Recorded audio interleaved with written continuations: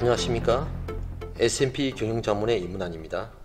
오늘은 최근 쟁점이 되고 있는 이익소각에 대한 정리를 해드리려고 합니다.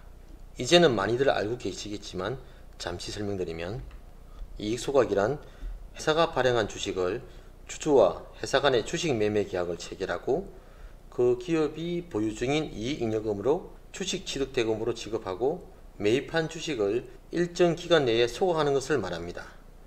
이때 자본금을 유상감지하는 것이 아닌 이익잉여금으로 소각하는 것이므로 법정 자본금에는 변동이 없고 이익잉여금만 줄어들게 되는 것입니다. 그런데 여기서 정점이 되고 있는 것은 배우자 정려를 활용한 이익소각입니다. 최근 수년간 미처분 잉여금 출구 방법 및 가지급금 해결에 많이 사용되었는데요. 출세 효과가 상당한 매우 참신하고 기발한 방법인데도 불구하고 과세당국에서 볼 때 인정할 수 없는 사례들이 나와 문제가 되고 있습니다. 현재는 특정 지역의 과세관청에서만 조사가 되고 있지만 정확하게 세무적, 법적 이슈를 알 필요가 있겠습니다. 생소한 분들을 위해 배우자 정려를 활용한 이익소각의 원리와 흐름을 그림으로 보여드리겠습니다. 대표님이 보유한 주식을 시가평가하여 배우자에게 유공원어치를 정의합니다. 수동자인 배우자는 주식을 법인에 반환합니다. 법인은 반환받은 주식을 소각하고 소각 대가로 대표님의 배우자에게 유공원을 지급합니다. 이것이 배우자 정려를 활용한 이익소각의 절차인데요. 이 과정에서 정여세나 배당세가 발생하지 않습니다. 그 이유는 대표가 배우자에게 정여 시 배우자 정여공제 유공원이 소진되어 정여세가 없고 시가로 정여받은 배우자는 동일한 시가로 법인에 반환했으므로 수정시의 취득가와 법인 반환시 소각대가의 차이가 없으니 의제 배당에 의해 그 차액에 배당세가 붙지 않습니다.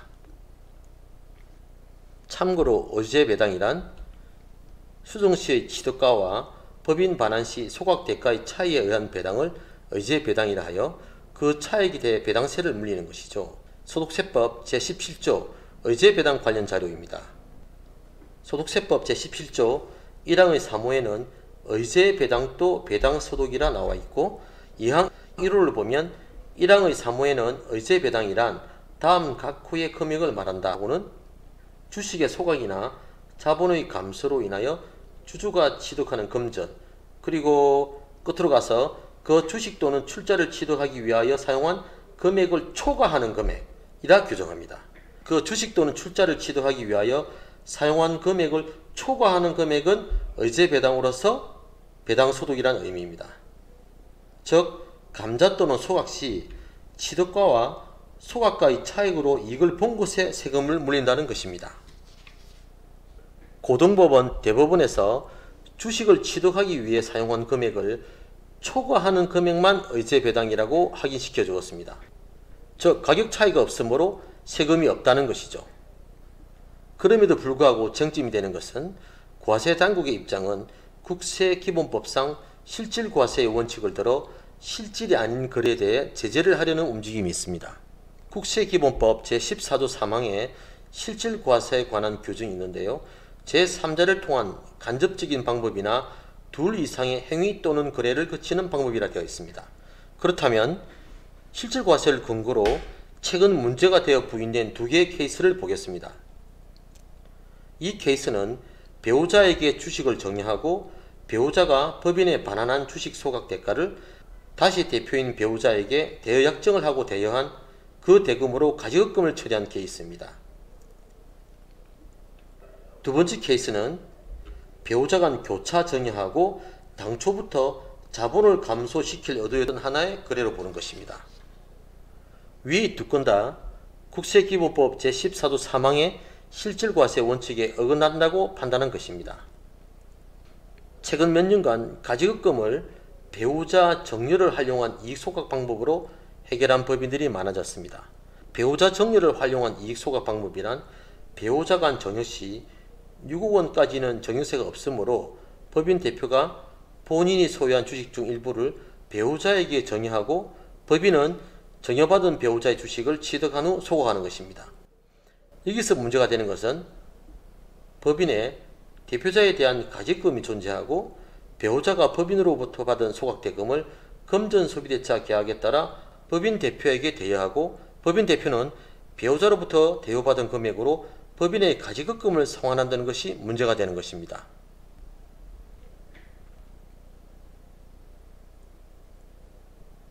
국세청도 근거 없이 문제를 삼을 수 없습니다. 그들도 자신의 직무에 최선을 다하고 있을 뿐입니다. 국세청에서도 이익 소각에 문제가 없다면 시시비비를 다툴 일이 없겠지요. 그래서 지금부터 이익 소각 시 이것만 해서는 안 된다는 것을 말씀드리겠습니다.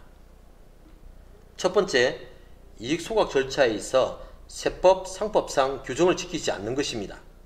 예를 들면 이익 소각에는 상법상 규정되어 있는 이사회와 주주총회 등의 절차가 있는데 배우자를 포함한 당사자들이 이 절차를 인식하지 못하는 것 등입니다. 국세청에서 배우자나 다른 임원들에게 질의를 하는데 이익 소각의 절차에 대해 인식하지 못하고 오직 대표님 같은 특정인만 관여한 경우입니다. 두 번째, 배우자의 주식 소각 대가가 다시 정여자에게 이동하는 경우입니다. 금전소비대차 약정을 했든 공정을 했든 인정받기 어렵습니다. 한 가지 더 추가한다면 배우자가 정여받은 후 충분한 기한의 경과 없이 소각을 하는 경우입니다. 여기서 충분한 기한이라는 것은 정해짐이 없습니다만 2020년 개정된 소득세법을 보면 2023년부터는 1년의 기한을 두라고 되어 있습니다. 즉 주식을 정여받고 1년이 지나지 않으면 당초 정여자의 취득가액으로 의지하겠다는 내용입니다. 액면가가 만원이라면 배우자에게 시가평가하여 정여하더라도 배우자가 1년 이내에 주식을 양도하면 최초 정여자의 당초 취득가인 만원으로 의지하여 양도가와 당초 취득가 만원을 초과한 금액으로 과세하겠다는 조항입니다. 그림에서 보면 주식 6억 정여에서 주식 6억 반환의 기한이 1년 이내이면 정여시 시가가 아닌 대표님의 당초 취득가로 계산하기 때문에 시가가 6만원이라면 당초 취득가에서 초과한 5만원에 대해 배당세가 과세해야 됩니다. 1만 주가 정여되었다면 5억원에 대해 배당 과세됩니다. 오늘도 마무리하겠습니다. 이익 소각이 있어 절차에 하자가 없고 실질만 지킨다면 매우 좋은 법인 잉여금 출구 방법이 됩니다. 제일 중요한 것은 실행 전 사전 검토입니다. 과세당국에서도 실질이 맞다면 당연히 인정합니다. 다만 최근 들어 매우 엄격하게 본다는 점에 유의하셔서 경험 많은 전문가와 상의하시면 되겠습니다. 도움이 되시기를 기대하며 더 좋은 영상으로 다시 만나겠습니다. S&P 경영자문의 임은환이었습니다.